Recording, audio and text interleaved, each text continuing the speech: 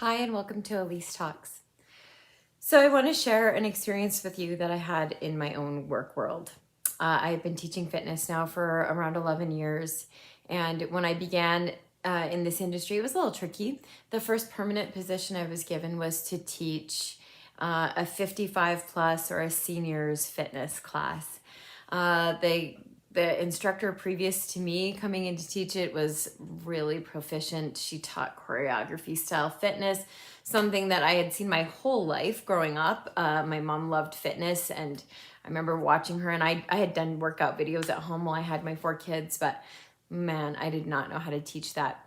At any rate, it was my first and only opportunity as I began, so I took it and decided I would give it my best shot. Week after week, when I would come in, was met with these. There was always these like couple of little old ladies that would be waiting at the door for me, telling me how much they'd hated the previous class, or they'd hated my music, or they didn't like it. It was pretty challenging. In fact, I got to the point where I would have nightmares the night before about teaching, like something going wrong with my music or getting confused, or I don't know, like just irrational fears, things that happen to people when they're nervous about what they're doing. Um, I had a couple of friends in the industry that I approached saying, oh my gosh, please help me. I'm so bad at this. This is going terribly. And I love fitness. I want so badly to do this for my career, but I'm just drowning here. So I was fortunate to have a good friend in particular who had taught that group of people she spent time with me. She helped me. She taught me how to teach that particular format of fitness. But the other thing that was so helpful and so beneficial to me at the time was the manager at the facility that I worked at. This gentleman, he would wait for me outside the studio at the door, or sometimes at the fitness desk.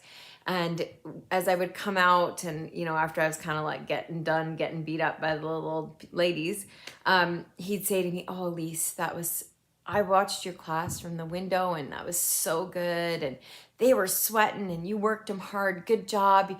You're a breath of fresh air here." And I remember thinking to myself more than once, like, oh my gosh, he's totally lying. But I'm so grateful now in retrospect, as I look back on that there was this person waiting to be my cheerleader, to help me and to say, no, keep going, keep working at this. He eventually too gave me more opportunities. I was able to pick up more classes. I was able to get more experience. I was able to work in some formats that made a little more sense for me, that I was a little more comfortable with as somebody first starting out. But I would not have made it without that support. We have the opportunity all over the place in our lives, whether you are a manager, whether you're a parent, whether you're just simply a friend, to always be waiting at the door for someone. You can always be there with those words of encouragement. And I'm not saying you should lie about how well someone's doing. And I don't know that he was lying to me, but it sure felt like it because of the feedback I was getting from the users. But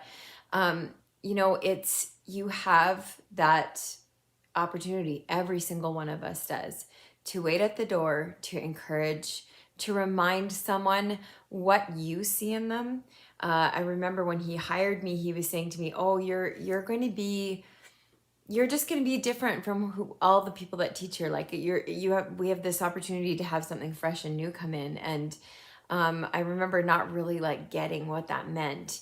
Now, years later, as somebody who runs a facility and who has staff that I manage in that same industry, I get what he was saying, that there's so many of us that have different skills, different personalities, different, just, we're all different, and we all have something to offer. So if you have that place where you get to be the person waiting at the door, please do it. Please offer those words of encouragement. Please help someone to grow, help them to step up into the next level of who they can be and be that light in their life. If you're struggling with something, if you are feeling like, I'm never going to get better at this, I really thought this was what I wanted to do, and maybe I'm not, maybe I can't. Find someone that does what you do or want to do and ask them for help. Reach out.